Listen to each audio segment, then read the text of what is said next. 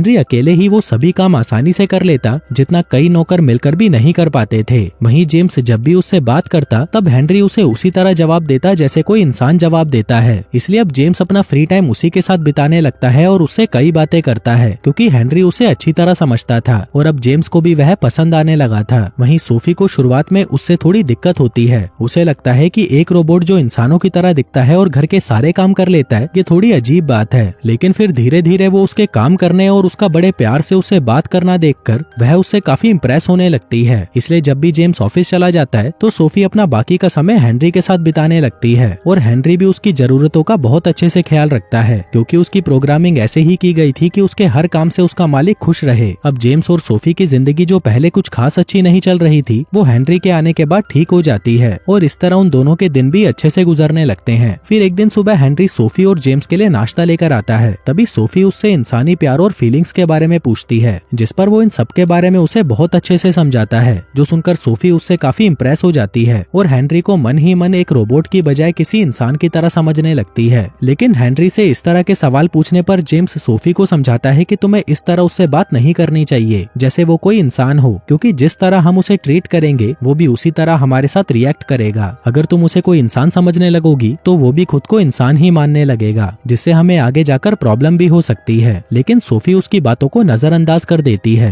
फिर रात को जब सोफी और जेम्स सो रहे थे तभी अचानक हेनरी के कमरे में से सोफी को कुछ आवाजें आने लगती हैं। सोफी उठकर देखती है तो हेनरी अपने कमरे से बाहर निकलकर गार्डन में सो रहा होता है। फिर जब सोफी उसके पास जाकर देखती है तो वह नोटिस करती है कि हेनरी सोते हुए कुछ इस तरह रिएक्ट कर रहा था जैसे वो कोई सपना देख रहा हो। इतने में ही वो जाग जाता है और सोफी को देखकर पूछता है कि मैं कहाँ हूँ। सोफी कहती है कि तुम बाहर कैसे आए और क्या तुम कोई सपना देख रहे थे, जिस पर वो हाँ में जवाब देता है। यह सुनकर वो हैरान हो जाती है कि एक रोबोट के लिए सपना देखना कैसे पॉसिबल है, जिसके बाद वह उसे उठाकर घर के अंदर ले आती है। फिर अगले दिन जूलियन को हेनरी की जांच के लिए बुलाया जाता है। फिर जांच के बाद वह बताता है कि शायद उसके अंदर कोई टेक्निकल एरर आ गई थी, जो किसी रोबोट में आना नॉर्मल बात है। तभी सोफी कहती है कि कल रात मैंने इसको देखा था, वह सोते हुए इस तरह रिएक्ट कर रहा था जैसे वो कोई सपना देख रहा हो, लेकिन ऐसा कैसे पॉसिबल है। इस पर जूलियन बताता है कि हेनरी काफी टाइम से आप दोनों के साथ है, इसलिए हो सकता है कि आपने उसके साथ कुछ इस तरह बर्ताव किया हो जैसे वो कोई इंसान हो। मैंने आपको पहले भी कहा था कि ये एआई रोबोट बहुत ही एडवांस है, उनसे जिस तरह बर्ताव किया जाएगा वो भी उसी तरह बनने की कोशिश करेंगे। अब क्योंकि आप लोगों के बर्ताव से उसके अंदर इंसानी फीलिंग जाग रही है, इसलिए हो सकता है कि वह आप लोगों के बारे में सोचकर ही कोई सपना देख रहा हो। अब ये सुनकर जेम्स सोफी पर गुस्सा करने लगता है और कहता है कि ये सब तुम्हारी वजह से हुआ है, क्योंकि तुम उसे इस तरह ट्रीट कर रही हो जैसे वो कोई इंसान हो। अब इस बात को लेकर उन दोनों में थोड़ी बहस हो जाती है, जिससे नाराज होकर सोफी वहाँ से चली जाती है। अगले सीन में जब जेम्स बाथरूम में से निकलता है तभी हेनरी भी वहाँ पर आ जाता है। जेम्स उसे कहता है कि मेरी शेव कर दो, तो हेनरी उसका रेजर लेकर उसकी शेव करने लगता है। तभी जेम्स उससे पूछता है कि तुम्हें कैसे पता चला कि ये मेरा रेजर है, जबकि मेरे रेजर के पास तो सोफी का रेजर भी पड़ा था। इस पर हेनरी कहता है कि मेरी प्रोग्रामिंग ही कुछ इस तरह हुई है कि मैं चीजों को जल्दी से ऑब्जर्व कर लेता हूँ। तभी जेम्स हेनरी को समझाते हुए कहता है कि तुम्हें यही बात अच्छे से समझनी चाहिए कि तुम्हें एक प्रोग्राम की तरह इंसानों की मदद के लिए बनाया गया है, मगर तुम इंसान नहीं हो, इसलिए तुम्हें फीलिंग्स और इमोशंस के बारे में ज्यादा सोचना नहीं चाहिए। तुम्हें बस जो कहा जाए वही करना है। फिर रात में सोफी बेडरूम में आती है, पर वो जेम्स से ज्यादा बातें नहीं करती और थकावट का बहाना करके सो जाती है। फिर अगले सीन में हम देखते हैं कि सोफी और हेनरी एक दूसरे से बातें कर रहे होते हैं, जहाँ हेनरी उसे कहता है कि मैं इमोशंस और प्यार के बारे में सोचने लगा हूँ और उन ख्यालों में मैं सिर्फ तुम्हें ही देखता हूँ। आगे सोफी हेनरी को उसे मसाज देने को कहती है और हेनरी भी वैसा ही करता है, लेकिन धीरे धीरे वो उसके करीब आने लगता है। वहीं सोफी भी बहक जाती है और तभी वो दोनों इंटीमेट हो जाते हैं। लेकिन तभी सोफी की नींद खुल जाती है और वह देखती है कि ये बस एक सपना था। जेम्स उससे पूछता है कि क्या तुम कोई सपना देख रही थी, जिस पर सोफी हाँ में जवाब देती है, लेकिन वो उसे हेनरी के बारे में कुछ नहीं बताती। फिर थोड़ी देर बाद जब जेम्स ऑफिस जाने वाला होता है तभी वो हेनरी और सोफी को पूल के पास देखता है कि वो दोनों हंसते हुए बातें कर रहे हैं। यह देखकर उसे जलन होने लगती है, जिसके बाद वो जूलियन के पास जाता है और उसे कहता है कि हेनरी की वजह से मेरी पत्नी मुझसे दूर होती जा रही है और हेनरी में भी अब इमोशंस आने लगे हैं। इस पर जूलियन कहता है कि ऐसा नहीं हो सकता, हेनरी एक रोबोट है और एक रोबोट में इमोशंस कैसे आ सकते हैं। उसे जैसा कहा जाएगा वो वैसा ही करेगा। अगर उसे कमांड देने वाले की कोई डिजायर भी हो तो वह उसे भी पूरा कर सकता है। आगे जेम्स घर आकर हेनरी पर गुस्सा करने लगता है और कहता है कि आज से तुम इंसानी फीलिंग के बारे में नहीं सोचोगे, तुम एक रोबोट हो, रोबोट की तरह रहोगे, तुम वही करोगे जो मैं तुम्हें कहूंगा और तुम सोफी से ज्यादा बातें नहीं करोगे। लेकिन बाद में हेनरी सोफी को बता देता है कि जेम्स ने मुझे तुमसे दूर रहने को कहा है है। अब ये सुनते ही सोफी जाकर जेम्स पर गुस्सा करने लगती है और इस बात को लेकर उन दोनों में झगड़ा हो जाता है, जिससे सोफी ये घर छोड़कर चली जाती है। अगले सीन में हम देखते हैं कि जेम्स और हेनरी एक साथ गेम खेल रहे थे। इस दौरान हेनरी जेम्स को समझाने की कोशिश करता है कि पहले सोफी और तुम एक साथ बहुत ज्यादा समय बिताते थे, लेकिन अपने काम के चलते जब तुम उसे ज्यादा वक्त नहीं दे पा रहे थे तभी तुम मुझे इस घर में लेकर आए। लेकिन फिर धीरे धीरे सोफी ने मुझे रोबोट न समझकर एक इंसान की तरह ट्रीट करना शुरू कर दिया और यही चीज तुम दोनों के बीच में प्रॉब्लम बन गई। दरअसल ये सोफी की एक गलतफहमी है और कुछ नहीं, लेकिन जेम्स इस बात को ठीक से समझ नहीं पाता।